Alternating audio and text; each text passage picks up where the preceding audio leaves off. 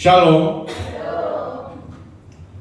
Selamat pagi untuk kita semua. Sebelumnya saya ingin mengucapkan selamat tahun baru. 1 tahun kita gak ketemu ya. Dari tahun 2024 sekarang udah tahun 2025. Oke, kita langsung masuk ke dalam kebenaran firman Tuhan. Terima kasih Bu Lili, saya kembali diberikan kepercayaan untuk melayani di tempat ini. Kita langsung masuk ke dalam kebenaran firman Tuhan pada pagi hari ini. Tema yang saya ingin sharing kepada kita pada pagi hari ini, Yesaya 43 ayat 1. Kalau sudah dapat, kita bangkit berdiri untuk menghormati pembacaan kebenaran firman Tuhan. Kita bangkit berdiri dan kita baca bersama-sama. 1, 2, 3.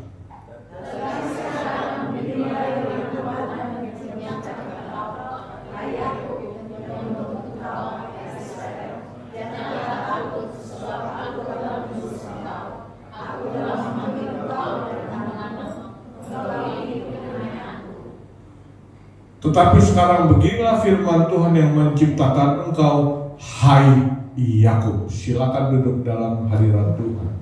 Tema yang saya ingin bagikan kepada kita pada pagi hari ini, saya beri judul Hai Yakub.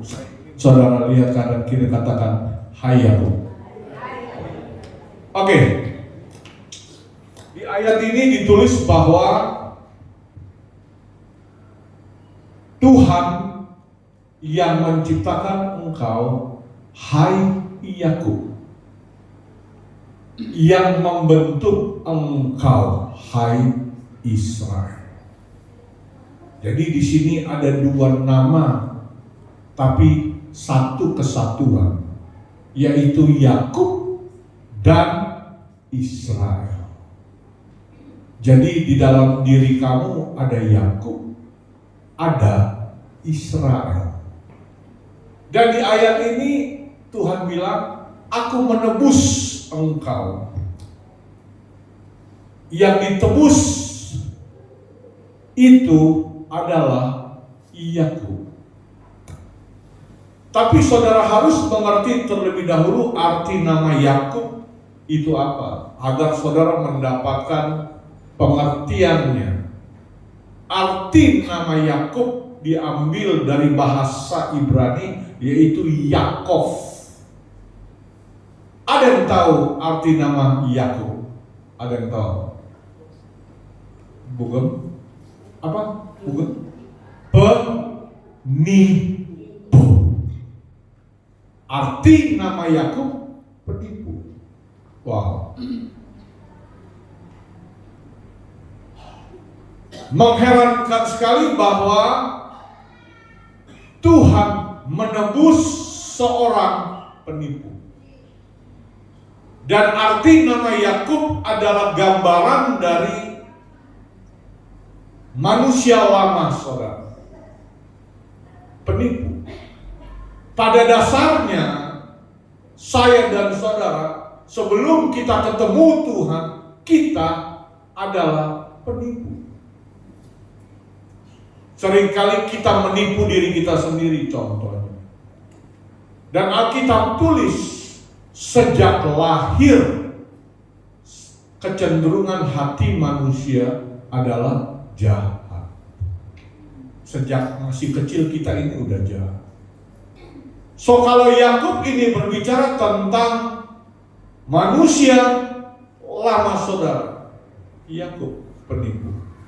Nah, saya ingin bahas tentang CV daripada Yakub ini. Siapa dia? Dia adalah founding father di Alkitab.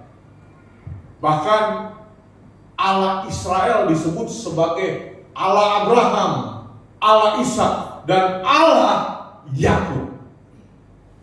Siapa Abraham? Bapa orang beriman. Siapa Ishak? Dia adalah seseorang yang tidak seperti Abraham, tidak seperti Yakub yang benar-benar kasta rendah di tengah-tengah, tapi Allah Ishak. Tapi dia juga adalah Allahnya Yakub. Allah bagi orang-orang berdosa. Allah bagi orang-orang yang terpinggirkan. Nah, kelahiran Yakub itu,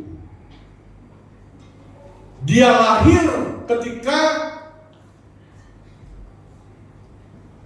ibunya mengandung Ribka itu dan memiliki 2 anak di dalam perutnya. Bahkan Alkitab tulis di dalam sejak sedari dalam perut, Yakub sudah berusaha untuk melakukan sesuatu kepada kakaknya Esau. Bahkan Alkitab tulis ketika di dalam kandungan dan ketika keluar, Yakub memegang tumit daripada Esau. Yang dipegang oleh Yakub ini apa? Tumit. Yang diserang oleh iblis di perkataan profetik oleh Allah di Taman Eden. Allah bilang, kaum pria, kamu akan bekerja dengan susah payah berkeringat. Wanita, aku akan melahirkan. Dan ada perkataan profetik tentang ular. Tuhan bilang akan meremukkan tumit. Saudara lihat ada ada similaritas antara apa yang dilakukan oleh ular si iblis itu dengan Yakub, tumit. Karena kalau berbicara tentang strength kekuatan manusia, itu ditumit. Strength kekuatan manusia ini ditumit. Karena itu, kalau Alkitab bilang bahwa yang diserang oleh ular adalah tumit, berbicara strength kekuatan saudara ini yang selalu akan diserang oleh iblis. Kita buka di Kejadian 27. Biar saudara ada gambaran siapa itu Yakub. Kejadian 27 ayat 35 sampai 36. Kita baca bersama-sama. 1, 2, tolong tampilkan di depan. 1, 2, 3. Ya.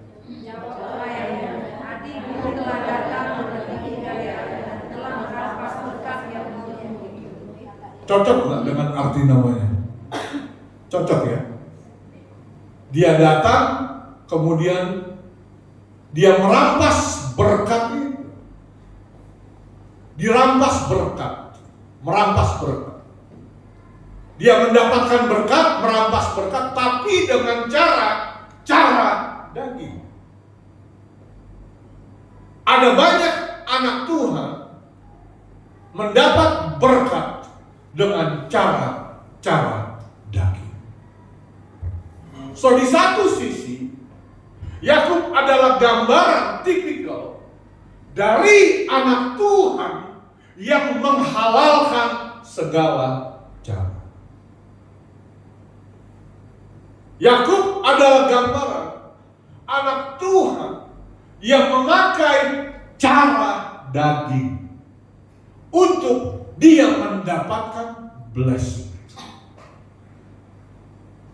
Ada banyak anak Tuhan bergerak dengan pola seperti ini. Dan berkat itu, kalau saudara lihat ini, kata-katanya merah. Telah merampas. Dirampas berkat itu. Diambil, dicolong. Banyak loh gereja beroperasi dengan pola seperti ini. Merampas berkat. Merampas jiwa-jiwa. Merampas sidang jemaat lain. Merampas berkat. Bahkan boti pun dirampas. Bantuan operasional tenaga tempat ibadah. Ngeri kalau saudara lihat di ayat ini. So, ayat ini menegaskan tentang siapa Yakub. So, kalau saudara menjadi orang Kristen dan saudara menghalalkan segala cara untuk saudara mendapatkan blessing berkat saudara di ayat ini. Kalau saudara memakai cara-cara daging untuk mendapatkan berkat perkenanan blessing Allah, saudara ada di ayat ini. So, Yakub adalah gambaran manusia yang beroperasi dengan cara pola daging. Flesh, dagingnya sangat dominan. Dan akhirnya karena apa yang dilakukan, maka dia membayar harga. Coba lihat ayat ini, Kejadian 23, 1, 2, 3. 1, 2, 3. Bukankah tepat namanya Yakub? Esau bilang, benar ini namanya, udah benar dia. Esau bilang, padahal Esau juga nggak baik-baik amat. Coba tadi ayat yang tadi apa? Ayat berapa tadi itu? 36 coba tampilkan ayat 36.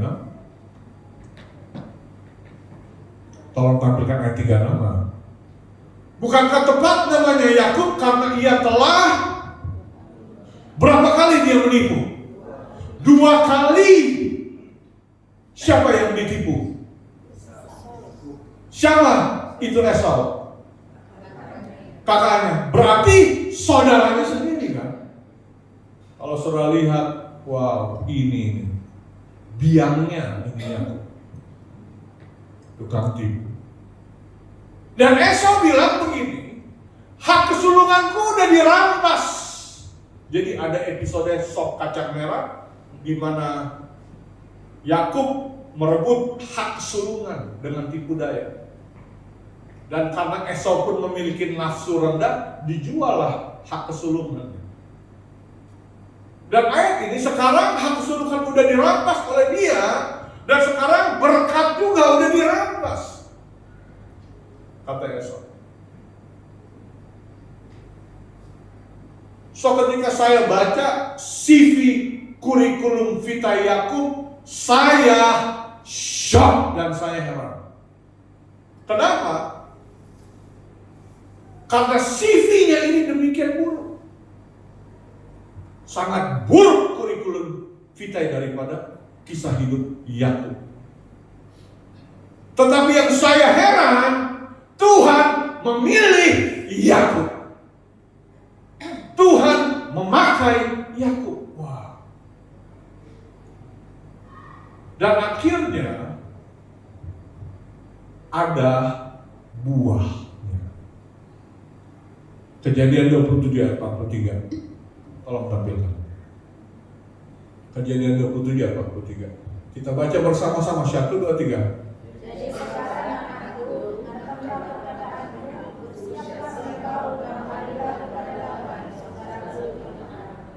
Tolong tampilkan ayat 4. Ayat 4 tolong tampilkan.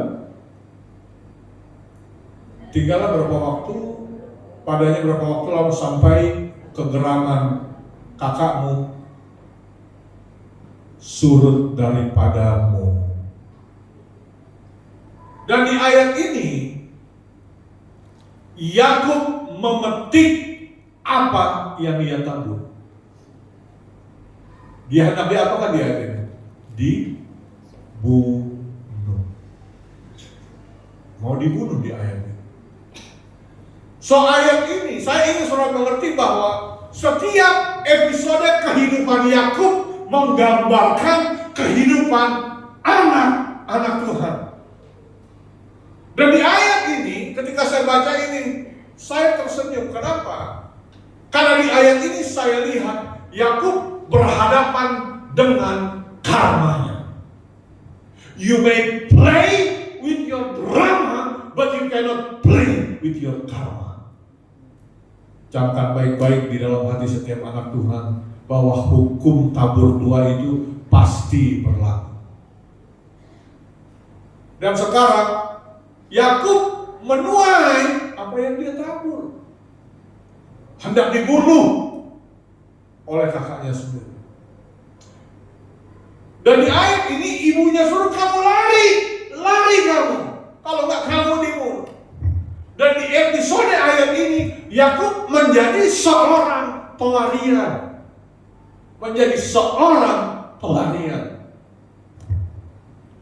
Terkadang Tuhan izinkan episode kekacauan dalam hidupmu. Terkadang Tuhan izinkan kamu sampai ke ayat ini, ke titik ini, di mana Tuhan izinkan kamu menjadi pelarian. Setiap dari kita, banyak di antara kita di sini pernah menjadi pelarian di dalam hidup. Tapi beda versi, beda cerita aja. Tetapi yang saudara harus mengerti, Tuhan memakai episode ini untuk mendatangkan kebaikan bagi anak-anak. Tuhan izinkan saudara berada dalam sesi paling kacau dalam hidupmu. Bukan karena perbuatan orang lain, enggak. Bukan karena apa yang orang lain bikin, tapi karena perbuatan kamu sendiri. Dan ini di ayat ini Yakub berhadapan dengan karmanya. Tabur tuai. Dia harus lari. Dia lari entah kemana. Tetapi yang uniknya, pelarian daripada Yakub ini membawa dia ke satu tempat. Di Kejadian 28 ayat 19 kita baca bersama-sama.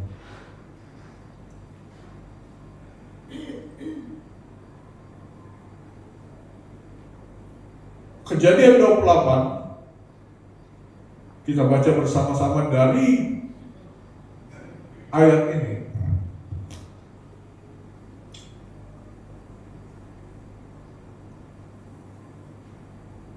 Dari ayat yang ke-10, surah baca dari ayat yang ke-10. Kita baca di ayat yang ke-19. 1, 2, 3.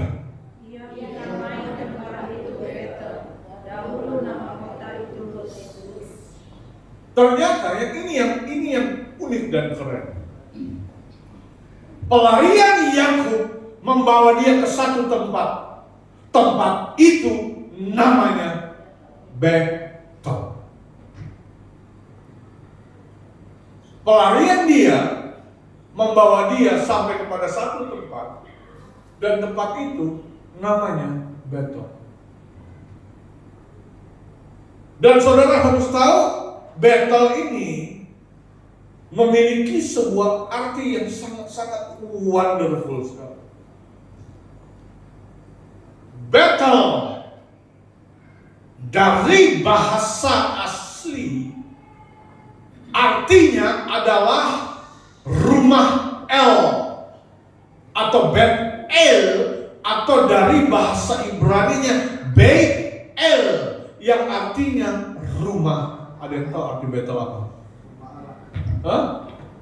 Rumah Allah. Ini yang keren daripada Tuhan. Tuhan mengizinkan saudara sampai kepada satu titik di mana saudara menjadi pelarian di situ. Saudara kalah dalam hidup. Saudara hancur dalam hidup. Saudara babak belur dalam hidup. Karena kebodohan saudara, karena saudara beroperasi dengan pola daging dan saudara lari. Tetapi yang ini keren, pelarian saudara Tuhan izinkan membawa saudara sampai ke rumah Allah. Keren. Wow.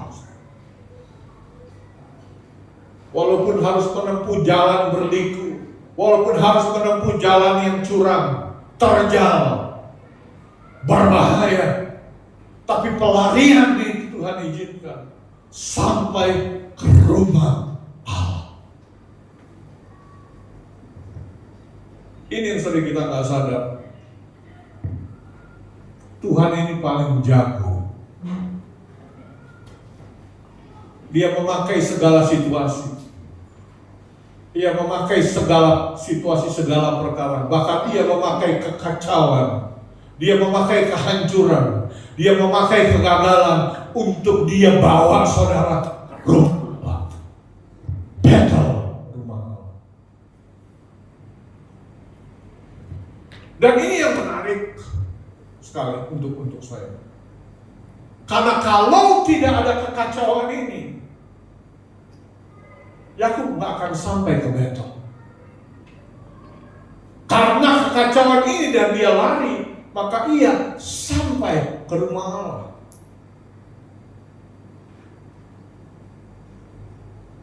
Kejadian 28 ayat 18. Kita baca bersama-sama 1, 2, 3. Kemudian kita lihat dari ayat 16 sampai 17. 1, 2, 3. Ya.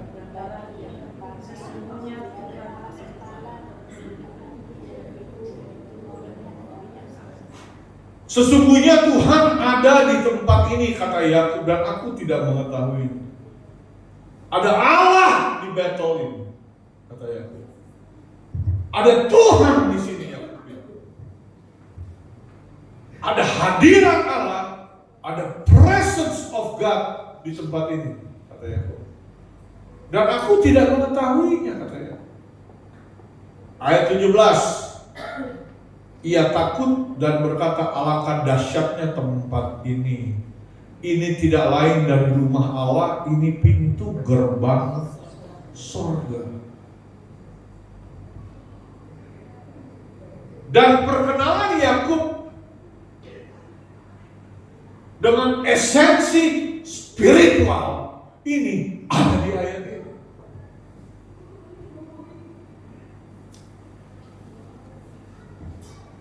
Perjumpaan Yakub dengan Allahnya ini ada di ayat ini.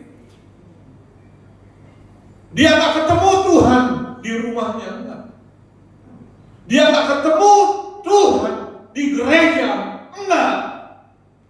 Tapi dia ketemu Tuhan di tempat ini. Di pelariannya dia ketemu Tuhan. Di kegagalannya dia ketemu Tuhan.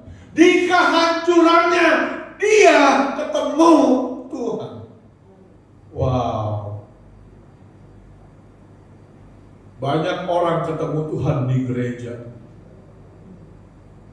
Tapi ada banyak orang juga berjumpa dengan Allah di titik terendah dalam kehidupan mereka. Dan saya secara pribadi ketemu Allah, ketemu Tuhan, ini seperti yang. Dan dia ketemu Allah di ayat ini. Dan ayat 20 kita baca bersama-sama 1, 2, 3. Kita baca bersama-sama 1, 2, 3.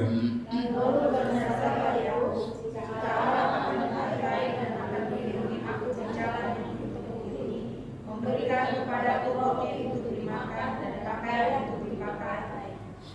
Ayat 21. Sehingga aku selamat kembali ke rumah ayahku, maka Tuhan akan menjadi Allahku. Lalu bernazarlah Yakub. Apa arti nazar ini? Apa? Janji. Maka bernazarlah Yakub, berjanji ia kepada Allah. Ada sebuah janji yang Yakub katakan, kalau Allah menyertai dan melindungi aku di jalan yang kutempuh ini, kata Yakub. Jalan yang kutempuh ini, dia nggak tahu kapan dia pulang. Dia tahu kapan dia pulang?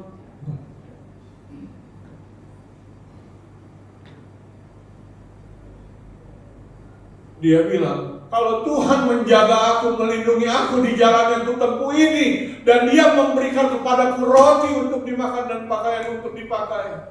Kalau Tuhan jaga aku, kalau Tuhan lindungi aku, kata Yakub, maka Tuhan akan menjadi Allahku.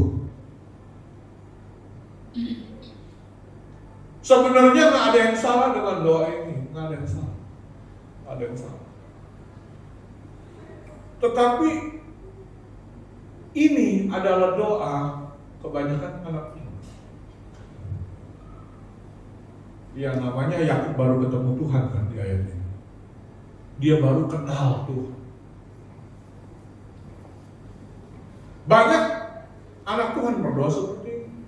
Kalau Tuhan berkati aku, kalau Tuhan tolong aku, kalau Tuhan jaga aku, maka Tuhan akan jadi Allah.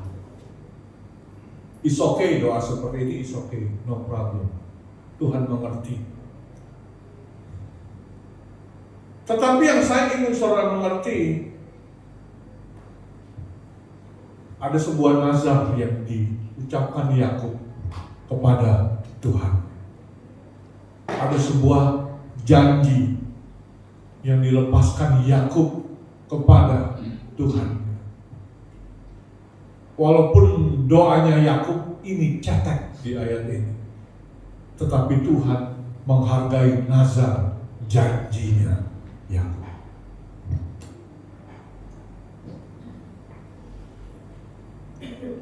Kemudian coba lihat di ayat 22.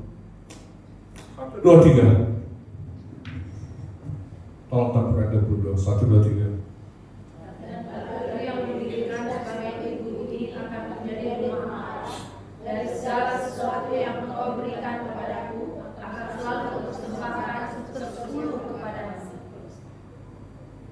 Dan segala sesuatu yang kau berikan kepadaku akan selalu kupersembahkan 1/10.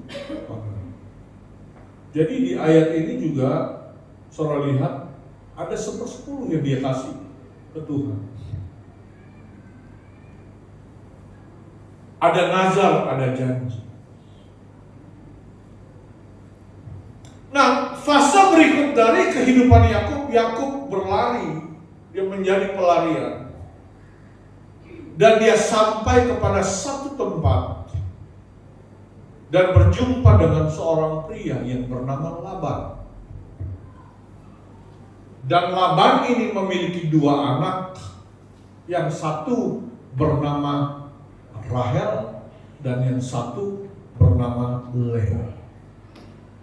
Dan akhirnya singkat cerita, Yakub menikah dengan salah satu anaknya. Tapi saya ingin saudara lihat di ayat Kejadian 29 ayat 25. Ada poin penting yang saya ingin saudara tangkap di ayat ini. Kejadian 29 ayat 25. 1, 2, 3.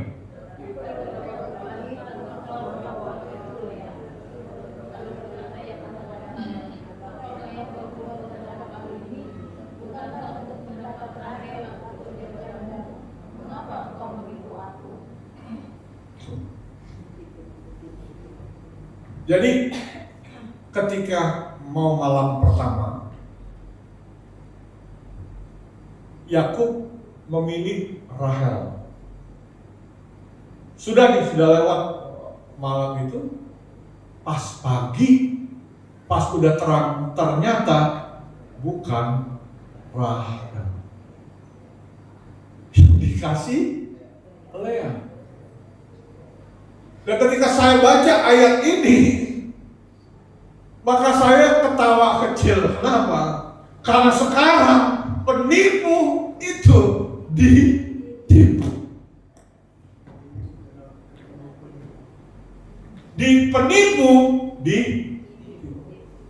Jadi apa yang saudara bisa tangkap dari ayat ini adalah saudara selalu akan mendapatkan apa yang saudara pernah lakukan.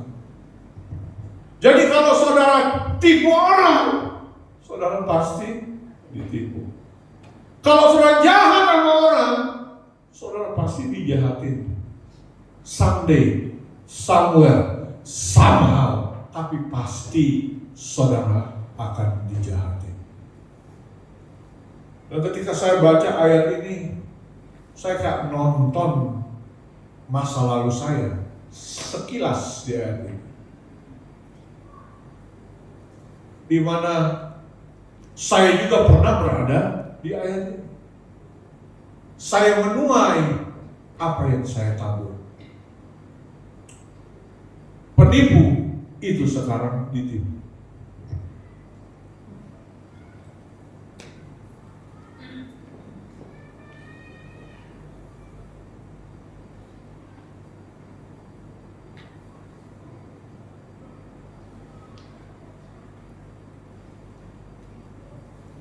Dan akhirnya Yakub untuk mendapatkan Rahel kembali, maka ia harus bekerja kembali selama berapa tahun?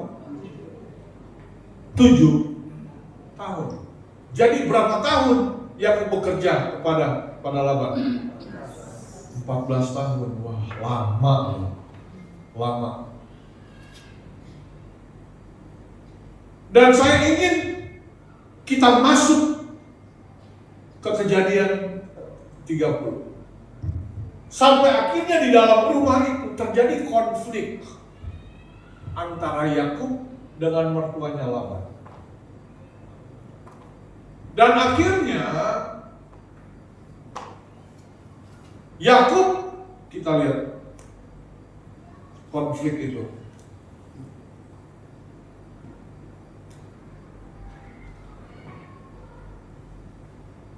Kejadian 30.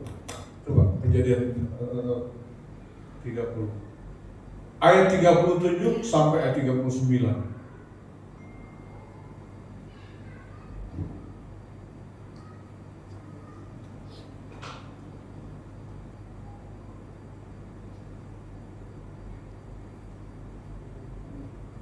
Kita baca Kejadian 30.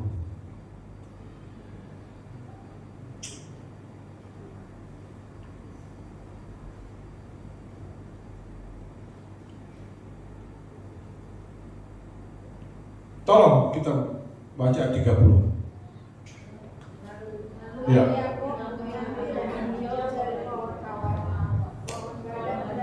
Ayat 30, ayat 30. 30. Kejadian 30 ayat 30.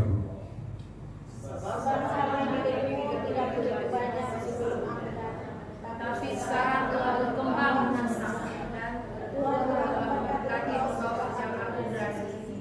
Jadi bilakah dapat aku bekerja untuk rumah tanggaku sendiri? Dan ternyata ya, jadi kita mendapatkan sebuah gambaran bahwa Laban semenjak ada Yakub di situ, kehadiran Yakub membuat Laban menjadi kaya. Mertuanya jadi kaya ini karena kehadiran Yakub. Dan ayat ini bilang Tuhan telah memberkati engkau. Tuhan udah berkati hidup kamu. Kamu semakin kaya. Tetapi kamu diberkati Tuhan. Kamu semakin kaya karena apa? Ada Yakub di situ. Dan ini membuka paradigma saya akan kehidupan. Ayat ini membuat saya ngerti sekarang bahwa kehadiran anak Tuhan akan memberikan dampak kepada sekelilingnya. Jadi kehadiran seseorang anak Tuhan tidak ditentukan oleh situasi dan tempat.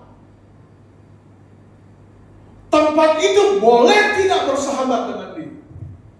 Tempat itu boleh tidak mendukung dia. Tempat itu boleh minim resources. Tetapi anak Tuhan, bahkan kehadirannya saja memberi dampak kepada tempat itu. Jadi yang saya ingin saudara tangkap di ayat ini, kehadiran saudara ini memberikan dampak yang luar biasa ke sekeliling saudara. Akan ada tempat-tempat yang diberkati Tuhan karena ada saudara di situ. Akan ada pelayanan yang Tuhan berkati karena ada saudara di situ. Akan ada marketplace yang Tuhan berkati karena ada saudara di situ. Tetapi ini yang lucu, Yakub terus dicurangin oleh mertuanya sendiri. Sehingga akhirnya ada deal di antara mereka. Oke, kita akan berpisah. Tetapi dealnya, tolong kita lihat di ayat 32. 1, 2, 3. Hari ini aku akan lewat dari tengah-tengah segala kambing domba dan akan membersihkan setiap binatang yang beriring-iring dan berbelang-belang. Segala domba yang hitam dan segala kambing yang berbelang-belang dan beriring-iring itulah upahku. Jadi Yakub bilang begini aja, sebelum kita pisah, setiap binatang yang berbintik dan berbelang-belang yang lahir nanti itu menjadi upahku, kata Yakub. Yang berbelang-belang dan berbintik-bintik, yang hitam, yang pokoknya yang belang-belang itu jadi milikku. Kata Laban, oke. Tapi ini yang menarik. Bagaimana caranya Yakub dapetin kambing-kambing ini? Ini menarik sekali. Caranya adalah masuk di ayat 37. Kita baca bersama-sama.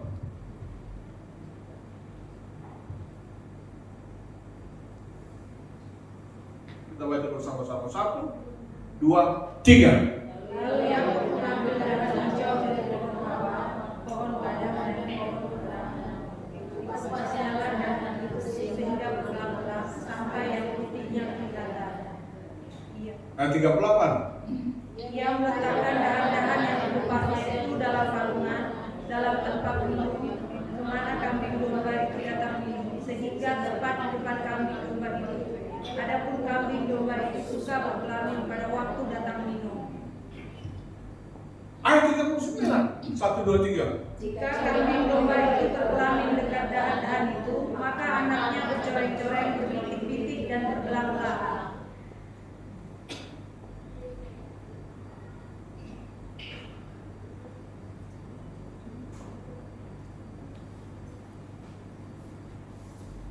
Ayat 41.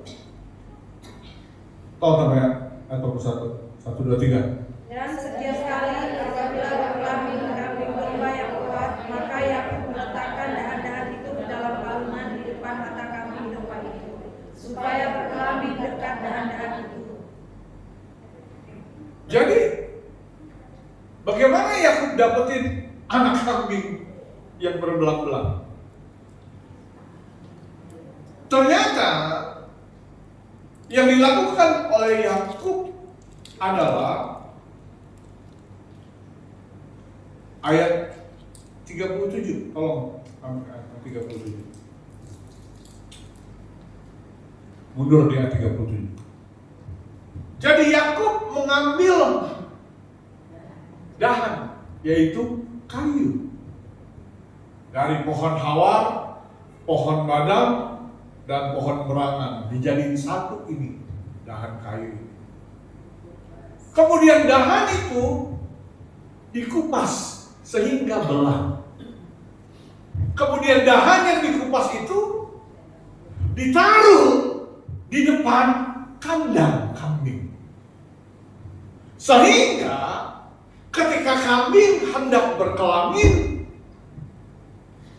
dahan itu ada di depan kambing domba itu. Dan ketika kambing domba itu berkelamin di depan dahan itu, ini yang menarik. Maka mereka melahirkan yang sama seperti kayu itu. Bener kan?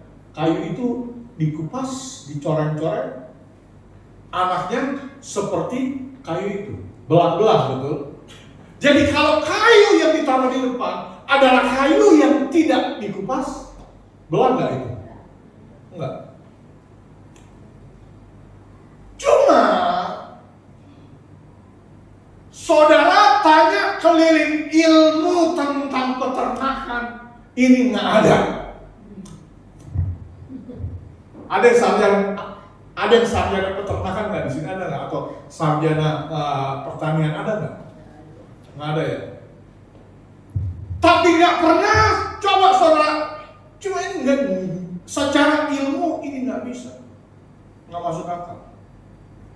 Tetapi ternyata saudara tahu, ketika saya baca ayat ini dan saya tanya sama Tuhan, Tuhan, ini maksudnya apa? Dan ayat ini ternyata Yakub mendapatkan kambing domba. Kemudian kambing domba itu bermultiplikasi, benar. Dan dia mendapatkan, gak sekedar mendapatkan kambing domba ini juga bermultiplikasi. Dan saya ingin saudara lihat, saya lupa bilang di ayat yang ayat ini. Ayat 42. Kita tolong tambah ayat 42. Saya ingin selalu bersama saya. 1, 2, 3. Tentang kambing domba yang lemah, ia tidak meletakkan dahan-dahan itu dalamnya. Jadi hewan yang lemah untuk Laban dan yang kuat untuk Yakub. Ayat 43. Maka sangatlah bertambah-tambah pada Yakub dan dia mempunyai banyak kambing domba, budak perempuan dan laki-laki, unta dan domba. Maka sangatlah bertambah-tambah harta Yakub. Dan ini yang saya tangkap ketika saya tanya sama Tuhan, Tuhan ini apa artinya? Dan Tuhan bilang begini, di ayat ini menunjukkan ketika Yakub mendapatkan kambing dan domba. Kemudian domba ini bermultiplikasi. Nggak sekedar bermultiplikasi, domba itu juga yang bermultiplikasi adalah domba yang kuat. Jadi Yakub mendapatkan domba yang kuat. Benar ya? Tapi Laban dapat domba yang apa? Yang lemah. Dan ini yang saya tangkap. Ketika kambing domba berkelahi dekat kayu itu, maka kambing domba itu melihat kayu itu. Benar? Dia lihat kan kayu itu. Kemudian setelah dia lihat kayu itu, ketika mereka berkelahi, yang uniknya kambing domba itu mendapatkan anak persis seperti yang mereka lihat. Benar? Benar nggak? Benar ya?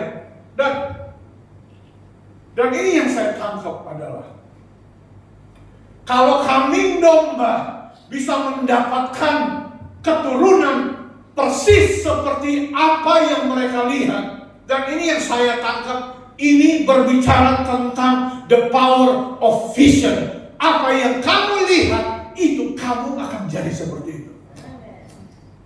Dan Tuhan bilang begini, ada banyak gereja mendapatkan domba yang lemah. Kenapa? Karena mereka tidak menaruh apa di depan?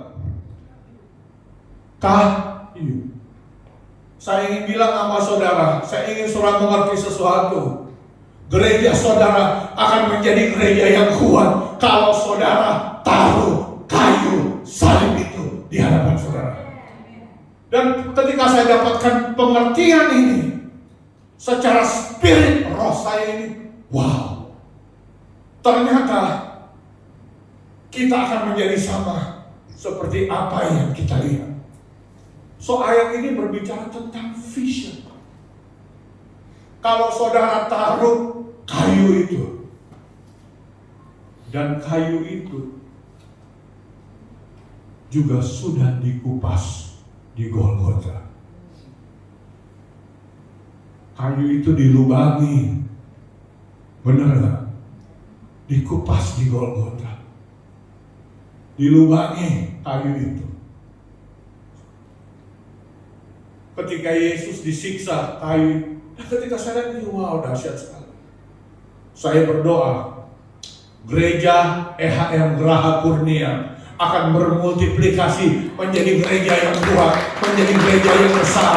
Karena di gereja ini ada kayu di gereja ini. Wow. Wah, ketika saya lihat, karena itu sekarang fokus saya ini, saya cuma ingin fokus kepada kayu salib itu. Saya ingin melihat kayu salib itu. Karena saya tahu ketika saya fokus dan saya melihat kayu salib itu, saya akan menghasilkan, saya akan bermultiplikasi sesuatu yang kuat di dalam hidup saya. Dan saya ingin sebelum kita akan selesai, saya undang fokus ke depan.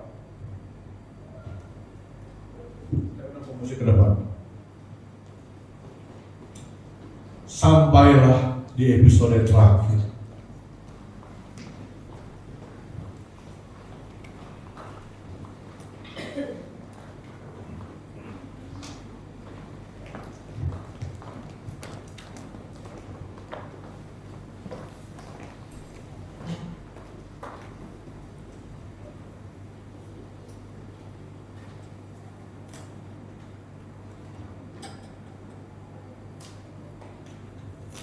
Kejadian 32 ayat 22. Tolong tampilkan 32. Saya ingin saudara baca bersama-sama. 32. Kejadian 32 ayat 22. Kita hampir selesai. Kita baca bersama-sama. 1, 2, 3.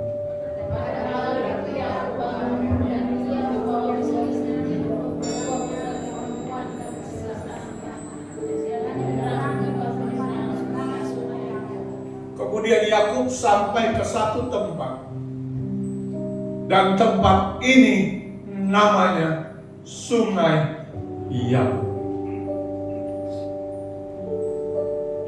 Ketika saya lihat ayat ini,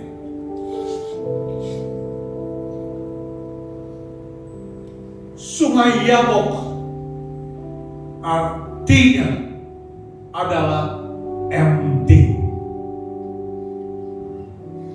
Ketika saya lihat ayat ini, saya kaget. Kenapa? Karena Yakub sampai ke satu tempat, dan sungai itu namanya Sungai Yakub. Dan arti Yakub ini artinya adalah empty atau dikosongkan. Saya ingin saudara mengerti sesuatu.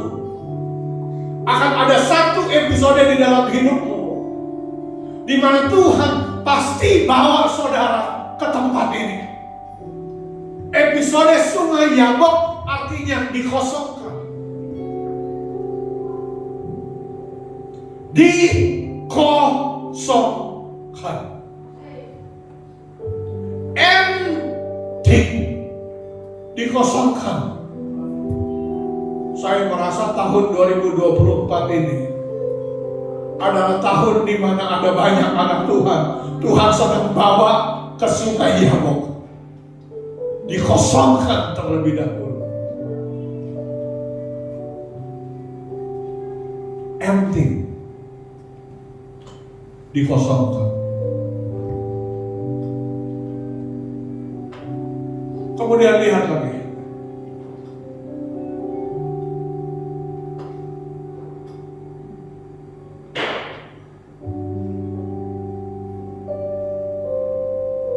Ayat 23 sampai ayat 24. Kita baca bersama-sama. 1, 2, 3.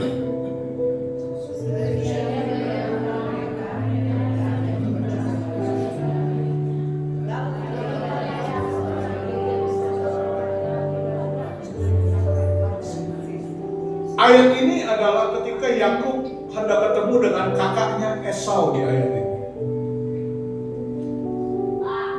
Dan ini yang menarik. Ketika Yakub hendak ketemu Esau,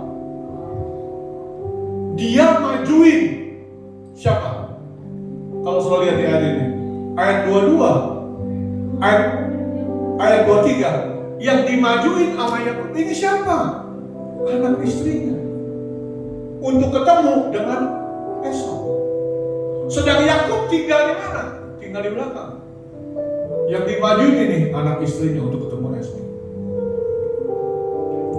So dengan kata lain, ayat ini saya mendapatkan kesan bahwa dia tak sekedar penipu, tapi dia juga seorang pengecut di ayat ini. Penipu, pengecut. Tetapi Tuhan bawa dia ke sungai Yabok,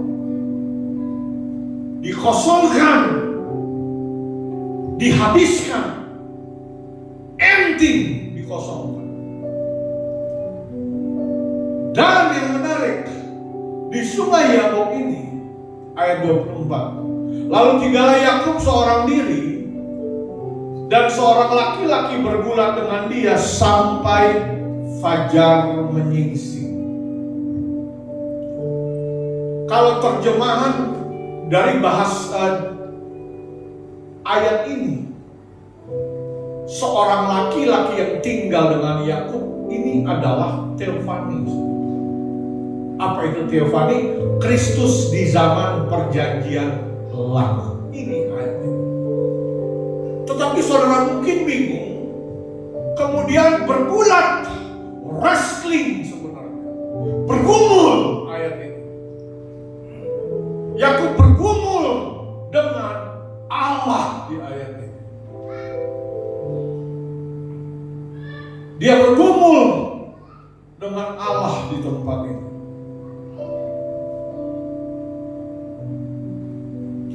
Dan ayat 25, kita ayat 25.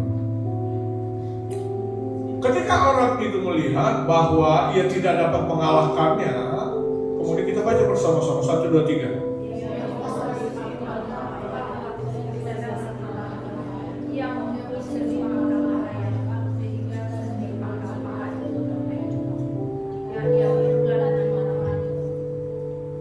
Dan ayat ini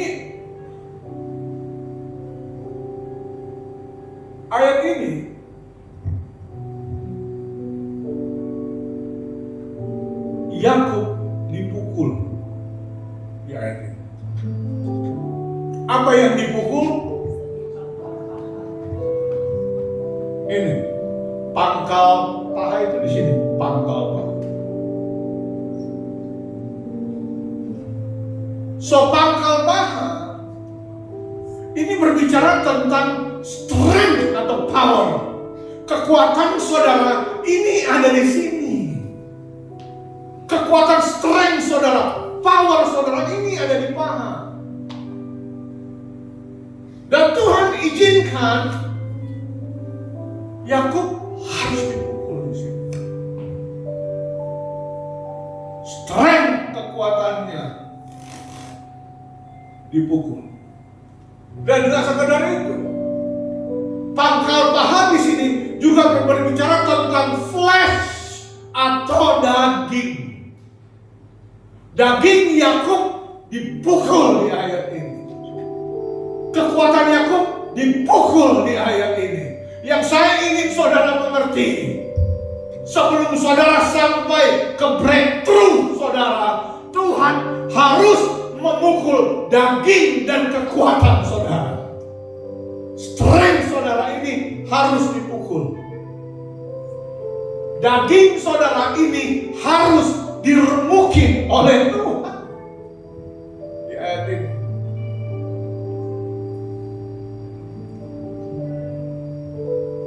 Babak belur nggak Yakub? Babak belur nggak dia? Babak belur. Dan saya ingin saudara mengerti sesuatu begini. Akan ada sesi di dalam hidup kamu di mana flesh daging kamu Tuhan harus hancurkan. Di mana kekuatan kamu Tuhan harus hancurkan.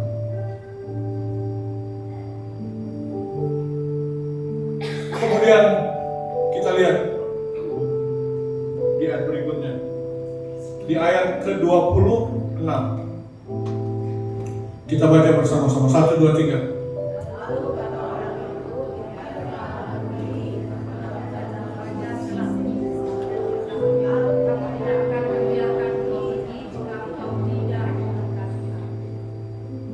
Dan Yakub bilang begini,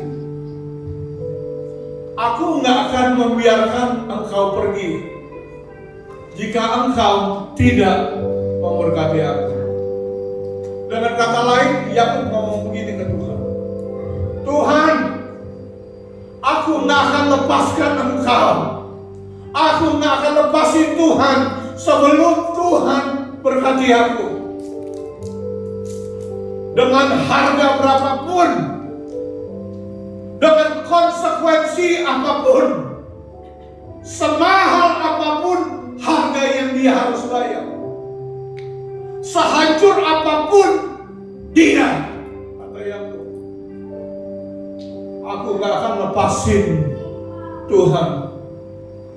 Aku gak akan lepaskan Tuhan kalau Tuhan tidak berkati aku.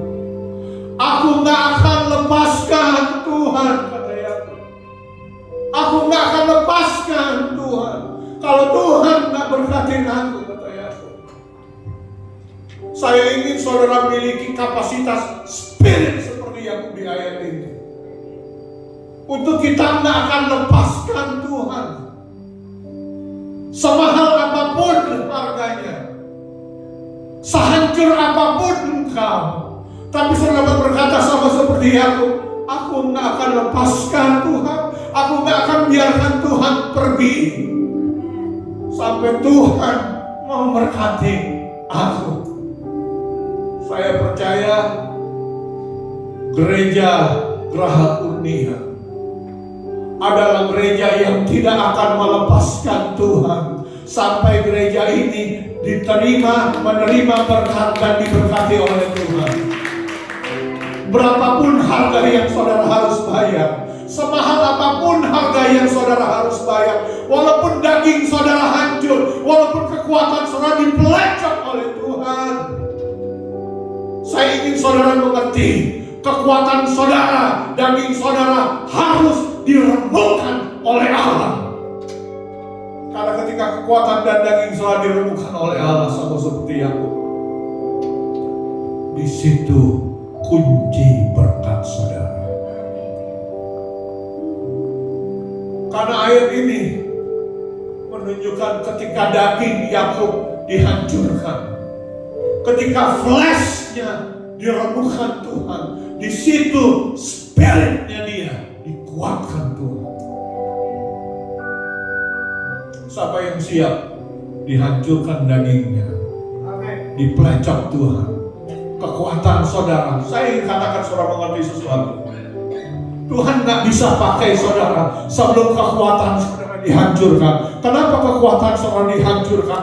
Karena kekuatan saudara harus dihancurkan agar saudara bergantung sepenuhnya kepada Allah. Kalau kekuatan saudara belum diremukkan, kalau daging saudara belum dihancurkan, kita masih sombong, bos.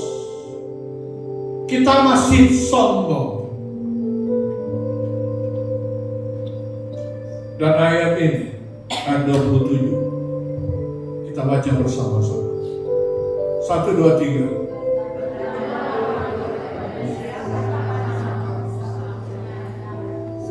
Dan Tuhan bertanya kepada Yakub, siapa namamu? Bukan berarti Tuhan gak tahu nama Yakub. Tuhan tahu siapa Yakub. Tapi yang Tuhan tanya, kamu ini siapa?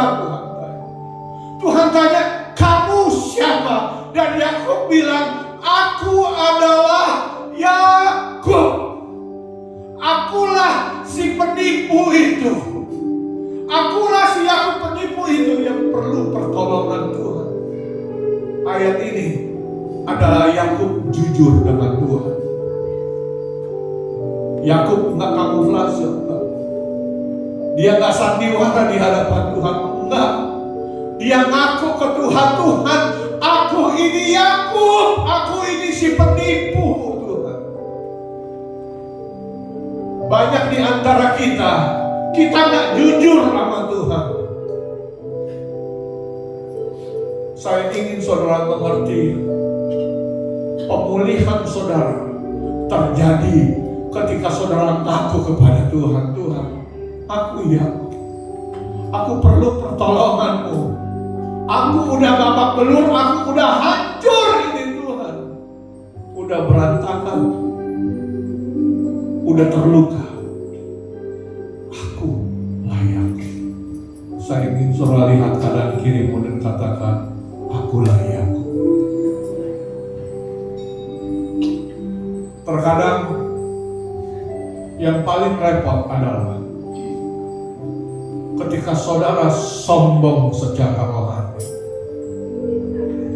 Ketika saudara nggak mau ngaku tentang siapa engkau. Dan dia bilang, aku adalah Yakub. Dan saudara lihat di ayat 1 di ayat ke-28, ayat terakhir. 1, 2, 3 kita baca bersama-sama. 1, 2, 3.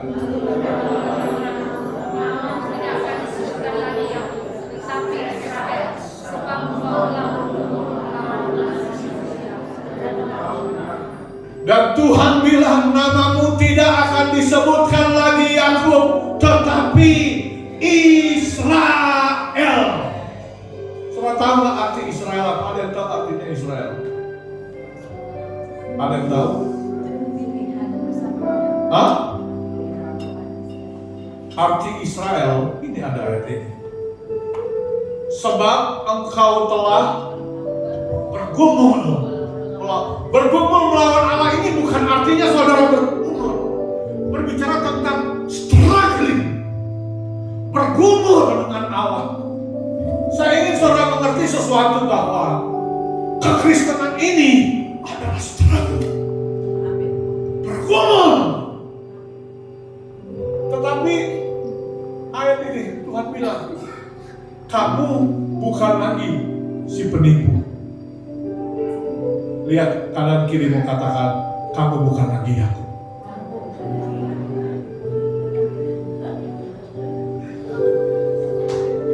Kamu bukan lagi Yakub. Tuhan bilang, kamu bukan lagi si penipu. Kamu bukan lagi si kalah. Kamu bukan lagi Yakub. Tetapi kamu Israel. Saudara harus mengerti, arti Israel adalah biji matanya Allah. Arti Israel adalah kekasih Allah. Saya ingin lepaskan perkataan profetik bagi saudara pada pagi hari ini. Kamu adalah biji matanya